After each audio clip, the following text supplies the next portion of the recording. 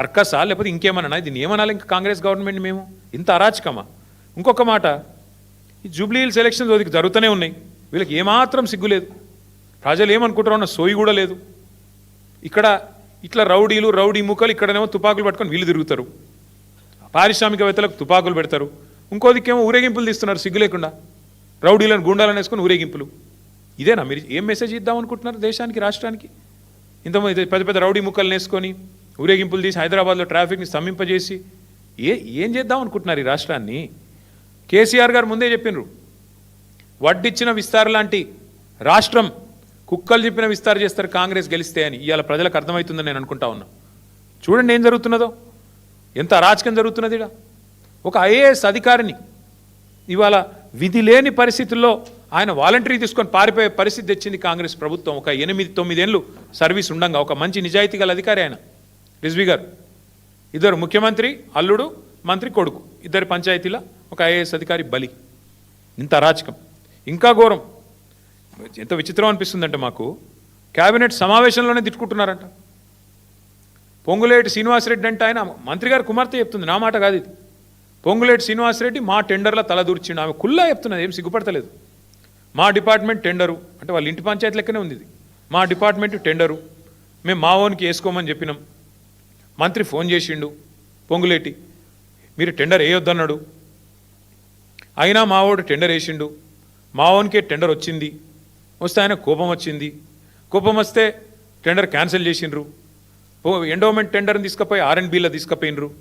ఇంత బాహాటంగా టెండర్లు, రిగ్గింగు, బెదిరింపులు, మంత్రులు ఒకరినొకరు బెదిరించుకోవడం, రింగు కావడం, ఇంత నికృష్టమైన వ్యవహారం ఈ దేశంలో ఎప్పుడైనా చూసినామా మనం? డైరెక్ట్గా మంత్రులు ఒకరి మీద ఒకరు ఆరోపణలు చేసుకోవడం. నేను అడుగుతా ఉన్నా, మరి పొంగులేటి శ్రీనివాసరెడ్డి ఇన్ని అరాచకాలు చేస్తుంటే, ముఖ్యమంత్రి ఇంత డైరెక్ట్గా దిగజారి పనిచేస్తుంటే ఏం చేస్తున్నారు నాకు అర్థం కాదు ఈ రాష్ట్రంలో పోలీసులు, ఈ రాష్ట్రంలో బీజేపీ వాళ్ళు ఏం బిక్తున్నారు? ఇంకొక మాట నేను అడుగుతున్నా, ఉత్తమ్ కుమార్ రెడ్డి పేరు తీసుకున్నది ఆ అమ్మాయి. నేను ఉత్తమ్ అంకుల్కి ఫోన్ చేసిన డెక్కన్ సిమెంట్స్ విషయంలో, ఆయన నాకేం తెలియదు అంటాడు. మరి ఉత్తమ్ కుమార్ రెడ్డిని ఎందుకు పిలిచి విచారించారు? ఉత్తమ్ కుమార్ రెడ్డిని పిలిచి పోలీసులు విచారించాల్సిన అవసరం లేదా? నీ నియోజకవర్గంలో డెక్కన్ సిమెంట్స్ విషయంలో అరాచకం జరుగుతుంది, అక్కడ తుపాకీ పెడతారు, ఈ రకంగా ఆరోపణలు ప్రత్యారోపణలు జరుగుతాయి, ఇదంతా ఓపెన్గా జరుగుతుంది. ఎందుకు ఉత్తమ్ కుమార్ రెడ్డిని విచారించరు? ఎందుకు రోహిన్ రెడ్డిని పోలీసులు విచారించరు?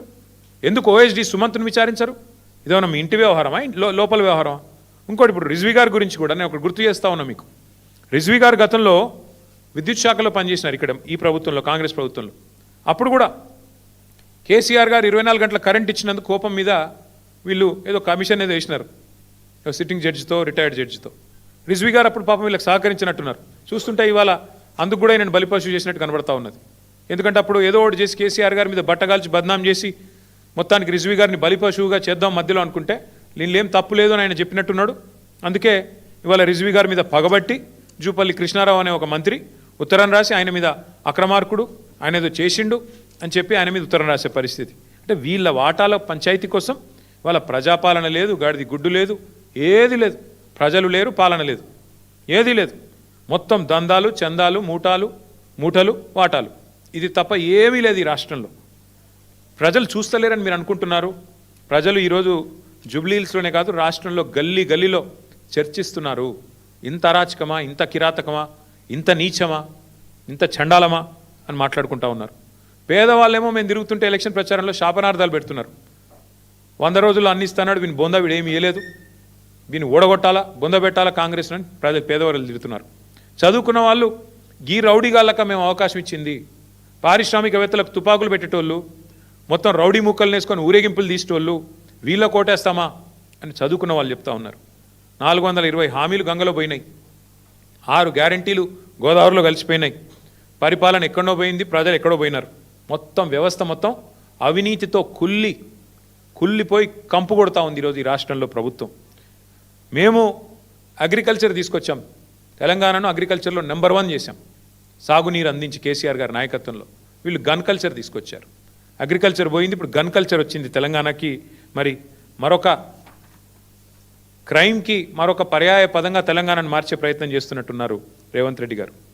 నేను నిజంగా కూడా నా జీవితంలో నాకు 49 ఏళ్ళు, నేను రాజకీయాలని దగ్గర నుంచి 40 ఏళ్ళ నుంచి చూస్తున్నా, ప్రత్యక్షంగా పరోక్షంగా. మా నాన్నగారు పాలిటిక్స్లో ఉన్నారు కాబట్టి నేను ఎన్నడూ కూడా ఒక మంత్రి గారి ఇంటి మీదకి టాస్క్ ఫోర్స్ పోలీసులు పోవడం అర్ధరాత్రి, ఆ మంత్రి గారి కుమార్తె అక్కడ ఉన్న నిందితుడిని తప్పించడం, చివరికి మంత్రి గారే ఆ నిందితుడిని కారులో ఎక్కించుకొని తుర్రుమన్న విషయాన్ని మాత్రం నా జీవితంలో 40 ఏళ్ళలో నేనే చూడలేదు. మరి ఇక్కడ ఉన్న వాళ్ళు మీరు కూడా అనుభవం కలిగిన విలేకరులు ఉన్నారు, మరి మీరేమన్నా చూశారో నాకు తెలియదు. ఇంకోటి, సీఎం గారికి అత్యంత సన్నిహితుడైన వ్యక్తి రోహిన్ రెడ్డి, తెల్లారు లేస్తే ఆయన షాడోలాగా ఆయన వెంబడి తిరుగుతుంటాడు. సినిమా ఇండస్ట్రీ ఆయనే చూస్తాడట, మొత్తం సినిమా మంత్రి అట ఆయన పరోక్షంగా. ఆయన మరి తుపాకీ తెచ్చిండు, బెదిరించిండు అంటే ఒక్క పోలీసోడు, డీజీపీ కావచ్చు, ఐజీ కావచ్చు, ఒక్కరికి రేషం లేదా? ఒక్కరికి కనీసం ఇది పట్టనట్టే ఉంటున్నారు. ఒక్కరికి కూడా కనీసం ఈ విషయంలో బాధ అనిపించట్లేదా? మేము మొత్తం పోలీస్ శాఖను అనట్లేదు, అందులో కూడా చాలామంది నిజాయితీ గల అధికారులు ఉన్నారు, మంచి వాళ్ళు ఉన్నారు. వాళ్ళకి నేను అప్పీల్ చేస్తూ ఉన్నా, వీళ్ళ అరాచకాలకు మీరు బలి కావద్దు. నేను మొత్తం ప్రభుత్వ అధికారులు అనట్లేదు, మొత్తం ఐఏఎస్లను ఐపీఎస్లు అనట్లేదు. 99% మంచోళ్ళే ఉన్నారు, 1-2% ఉంటారు. ఇవాళ వాళ్ళు ఎవరైతే ప్రభుత్వానికి ఈ దుర్మార్గానికి తాబేదారులుగా వ్యవహారం చేస్తున్నారో వాళ్ళని నేను అంటున్నా తప్ప అందరిని అనడం లేదు. ఇంకొక మాట కూడా నేను చెప్తా ఉన్నా, అసలు ఆ డెక్కన్ సిమెంట్స్ డైరెక్టర్ని ఇప్పటివరకు పిలిచి విచారించిండ్రా? స్టేట్మెంట్ రికార్డ్ చేసిండ్రా? నీ తలకు తుపాకీ ఎవడు పెట్టిండు? రోహిన్ రెడ్డి పెట్టిండా? ఓఎస్డి సుమంత్ పెట్టిండా? అడిగినరా? ఎందుకు అడుగుతలేరు?